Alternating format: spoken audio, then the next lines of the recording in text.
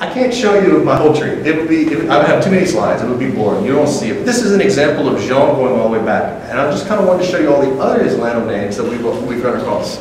He's part Navarro and Acosta and Carbo and Pereira and De Francs and these other names that, Dominguez, and that we're related to these two. So I have to keep that in mind that I'm also Dominguez and Acosta and Pereira as well. So that's just a small snippet. That's Monte Romerso, 1508, where he's from. A little small community, west of Madrid, near the Portuguese border in the mountainous region. It gets a little hilly out that side. And that's some shots from the town. There's an old church, some arts and crafts, people in the square. But also I want you to take notice, the top right is a well. It's a Roman well. This was a Roman town before there was Spain, before it was Hispania, before it was anything. It was just a Roman territory. And there's Roman wells that dot the town. So it's kind of like a Roman ruin archaeological site place. And that's about all we know, 1508. We don't know much more than that. We can't go any further back. We don't know anything about him. There's no records in Spain I've uncovered yet. Maybe that'll happen in my lifetime. The name itself, Falcon, some have speculated comes from Italy. There are some loose records of the name Falcon mentioned at different dates. This is one proposed migration path. This may or may not be mine. But it seems to kind of fit with some of the dates we found of different books we've read and said, oh, look, Falcon in this year, Falcon in that year. And it might have been originally Italian, Falcone. And it may have moved into France around Montpellier. There's a lot of falcons for some reason there. It may have turned into Falcon in France, maybe Faulkner in England. And then made its way into Spain and Barcelona, Valencia. There's a lot of falcons, as well as some of these islands. I think one of them is, I can't remember the name of them, Baleares, one of the islands off of Spain. There's falcons there. And then I show 1508 here, on this side in Monte Romerso, where Diego would have been born. I also show 1560 here. Turns out there was a Marcos de la Garza Falcon, born in 1560. He travels to Mexico City and establishes falcons all over Mexico and South Texas. Yes, sir. Have you or any of your family had any DNA done? I have not.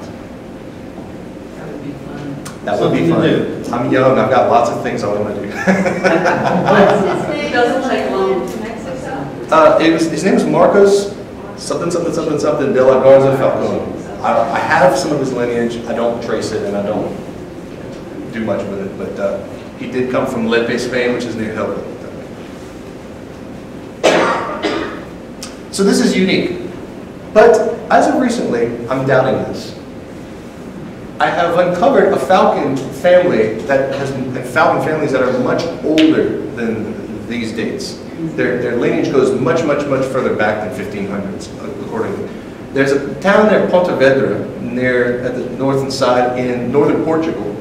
And that whole region is known as Galicia. And there's apparently a longer history of the Falcoa and Falcon name in northern Portugal and Galicia, that it's possible that's where we actually stem from, in those regions. Maybe it's not Italy after all. We don't really know.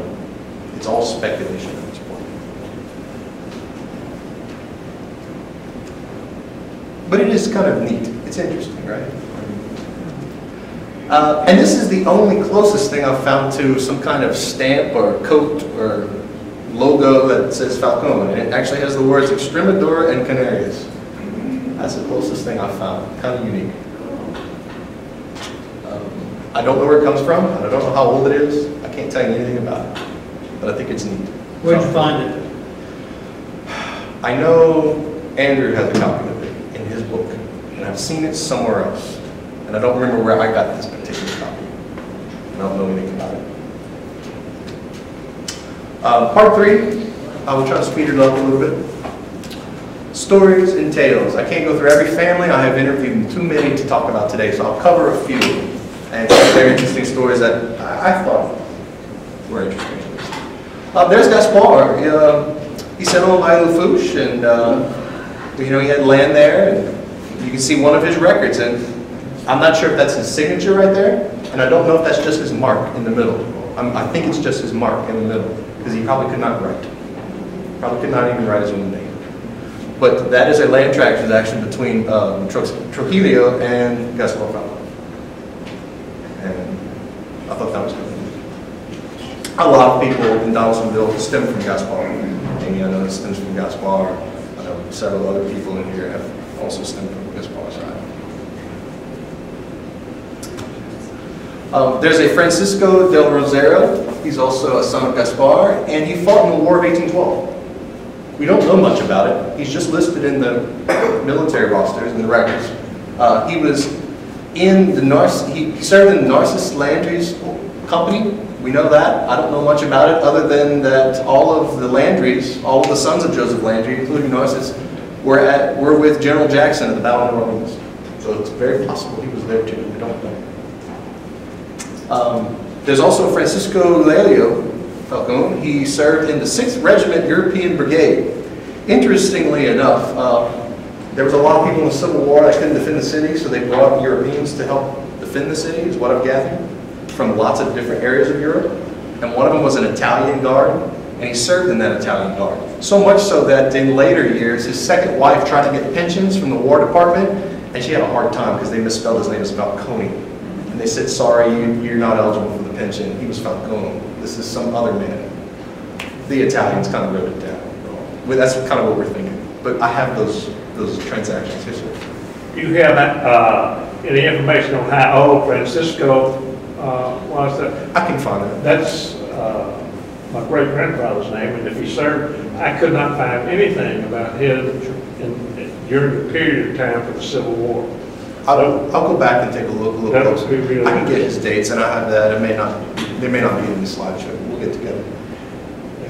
He would have been in his mid-20s, about that, according to the information I got from your on his date of birth. Sure. This is Joseph Julian Falcon. This is a picture of him. He's the one who was the son of the two that Catalina married, the first Falcon family that married into each other, the cousins I had shown earlier. And Antoine Ramon. He was a cane planter in Ascension Parish. He's well renowned because throughout the Falcon families, almost every family I come to, they have his picture. So he has to have been well known and a very prominent person. There's his wife down there. He broke his toes so badly in the later years, he could just move it around, flip-flop. The kids used to talk about that. In the Civil War, old Stewart told me that he was hiding behind a tree and a Union soldier shot at him, severing a fingertip. That was interesting. He spoke Spanish and French. Later years, a sad story though. One of his sons, I think it was Chris, had gone to the hospital at some point, and when he saw his son in the hospital, he had a heart attack and died right there in the chair. So he died, in New Orleans, where his son was being taken care of at the time. But not all the stories are, happy stories. Some of them are sad stories. This is Simon, one of his sons. He was a sugar boiler, sugar dryer. He was well known around Donaldsonville as well, of course. He spoke Spanish, Cajun, French, Italian. English was his last language, actually. Divided his room into the dance hall. He had 7 sons serving in World War II. His wife, Orlean, I don't have a better picture of him, unfortunately, but his wife over there, she was nominated as Mother of the Year, I think it was in 1944, for having all 7 sons go into World War II and having all of them come back. She's actually mentioned in Gilbert Dent's book, Canary Islanders of Louisiana. You can see she's mentioned in there. One of them was at Pearl Harbor. And I think, if I'm not mistaken, another one actually was at D-Day. But I know for sure one was at Pearl Harbor. Yes, it may have been some of your research that I read this in, but I believe all of her sons came back. Came back. Oh, yeah. He was a nice man. Everybody loved him. He's well known, apparently. I used to tell funny stories, and some of them were kind of hilarious about it being raining, And then he was a very likable person, and people lined the block at his funeral. Something like someone claimed to be 1,000 people. I don't know. That was pretty interesting. Apparently, there was a lot of people. an Evans Falcon. Ran across him in some of the family histories I was doing, and it turns out he was a songwriter. He had a son-in-law that wrote a hit with Fats Domino called "I'm Gonna Be a Wheel Someday." But there's a picture of one of his music scores you can buy and, learn how to play one of his songs. I thought that was kind of unique. Evans Falcon. So those are some of the good stories. I've got plenty others. I just can't put them all in here. Some of them weren't so pretty. Some of them are kind of sad. I like to memorialize some of the people that passed due to bad circumstances or unfortunate circumstances. And some people know the story of Georgina Lee. I don't know it all that well. I just know she died in childbirth. Her baby was really large, and they buried her with the child at the time. And there's a picture of her. And some of the family that still live today knew of her or know the story really, really well. Tilton Victor, he'd work on the riverboats in the Mississippi, and he'd go to work by swimming there. He'd just swim to the boat. He was an excellent swimmer. And right before his wedding day, they said, "Don't swim, the currents are bad. Look, don't take chances, you're about to get married." He said, "Don't worry about that." And he died and drowned right before his wedding. And there's a picture of him right there. So I like to at least show these people and show that they're remembered and other people know of them. And on the flip side, I don't have a lot of famous people on the Cristobal side. The only one I know of that's that famous at all, of course, is Joe Falcon. And if you know anything about Cajun music, the very first person to have recorded a Cajun album, a Cajun song, was Joe Falcon and his wife, Cleoma Brooke. I know a lot about these people. So I will just talk a little bit. That's a picture of them right after their wedding day. And that's him on the left side, and that's his father, Pierre Falcon, on the right side. And that's him as a little boy. When he was 7, he agreed, his father agreed to buy him an accordion. They would travel to Lafayette and get an accordion. So that was the big deal. She came from a musical family too, known as the Bro Frères, or the Bro Brothers, and they were a musical family. They would later go on to 1928, they would go to New Orleans, and they record Alongside Lafayette, the first Cajun song ever. That's them, a picture in New Orleans, sitting down for a photograph, taking it. And this is like the 3rd or 4th recording session. It's not the very first one. That's a picture of them in their later years next to the Falcon house in rain, and that's Lulu, their daughter. And that's him, the accordion in his hand. This accordion here, my dad has it. He actually has it. The society wants it, and he doesn't want to let it part with it. And I understand that, so there's a Cajun Music Association. And while I can't cover all the families, I can show a little bit about the distribution. This was a map of Louisiana, and it was actually done in 1980s. They showed a distribution of all the Falcons based in the Yellow Pages that were distributed. I thought that was neat. It needed to be updated. So in 2007, I did another one. And as you can see, this big ring means 40+ households of Falcon family. That's where Baton Rouge is. You can get a real good distribution of how the Falcons moved out.